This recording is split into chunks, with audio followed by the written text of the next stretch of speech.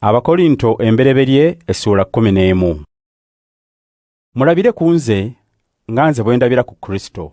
Mbatendereza olw'okunjijukira mu byonna n'olw'okugoberera byonna bye nabayigiriza. Naye njagala mutegeere nti Kristo yakulira buli muntu, era nti omusajja yakulira mukazi we, era nti Katonda yakulira Kristo.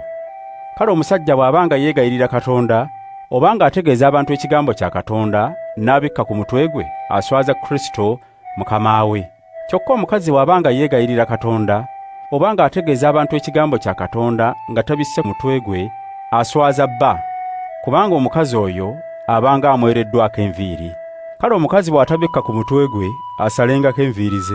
Naye obanga kyansonyi omukazi okusalako enviiri ze oba okumwebwa omutwe, kale ateekwa okubikkanga ku mutwe gwe. Omusajja yetasaana kubikka ku mutwe gwe, kubanga yalaga ekifaananyi n'ekitiibwa kya Katonda. Kyokka omukazi yalaga ekitiibwa ky'omusajja, kubanga omusajja si yatondebwa ng'aggyibwa mu mukazi, wabula omukazi yatondebwa ng'aggyibwa mu musajja. Era omusajja teyatondebwa lwa mukazi, wabula omukazi yatondebwa olw'omusajja.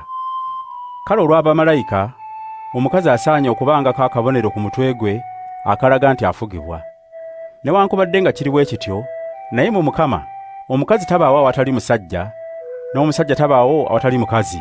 Kubanga ng'omukazi bwe yatondebwa ng'aggyibwa mu musajja, n'omusajja azaalibwa mukazi, naye byonna biva wa Katonda. Nammwe mwennyini mulabe, kisaana omukazi okwegayirira Katonda nga tabisse ku mutwe gwe?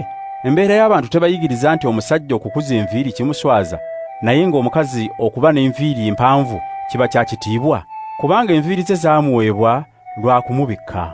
Naye bwe waba waayagala okuleeta empaka ku bino, ategeere nti ffe, wadde ab'ebibiina by'abakkiririza Katonda mu Kristo, tetulinaayo kirala.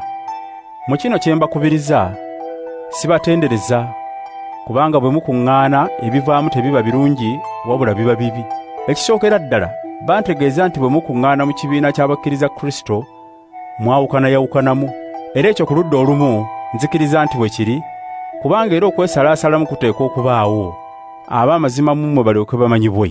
Bwe mukuŋŋaana, ekyo kye mulya tekikyali kiro kya Mukama waffe, kubanga bwe muba mulya, buli omu alya mmere ye n'atalinda banne.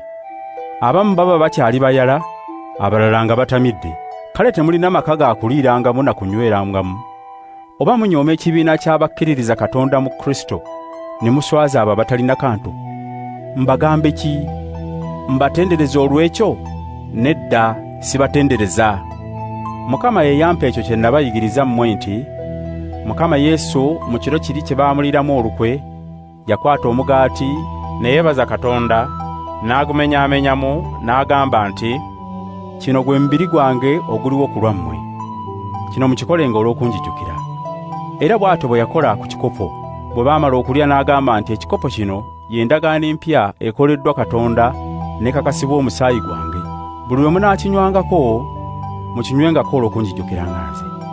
Buli lwe munaalyanga ku mugaati guno, era buli lwe munaanywanga ku kikopo kino, munaategeezanga abantu okufa kwa Mukama okutuusa lw'alijja.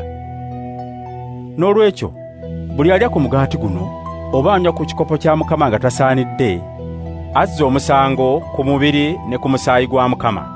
Kale nno omuntu amalenga kwekebera, alyoke alye ku mugaati era anywe ku kikopo, kubanga buli alya era anywa nga tasaanidde, aba yeesalidde yekka omusango okumusinga, kubanga aba tategedde makulu ga mubiri gwa Mukama. Mummwe kyemuvudde mubeeramu bangi abalwadde n'abanafu, era bangi bafudde. Naye singa tusooka okwekebera, Katonda teyali tusalidde musango. Naye Mukama bw'atusalira omusango, atukangavvula tuleme okusingibwa omusango awamu n'ensi. Kale baganda bange, bwe mukuŋŋaananga awamu okulya, mulindenga bannammwe. Era singa wabaawo alumwa enjala, amalenga okulya ng'akyali eka, okukuŋŋaana kwammwe kuleme okunenyezebwanga. Ebirala ndibitereeza nga nzize.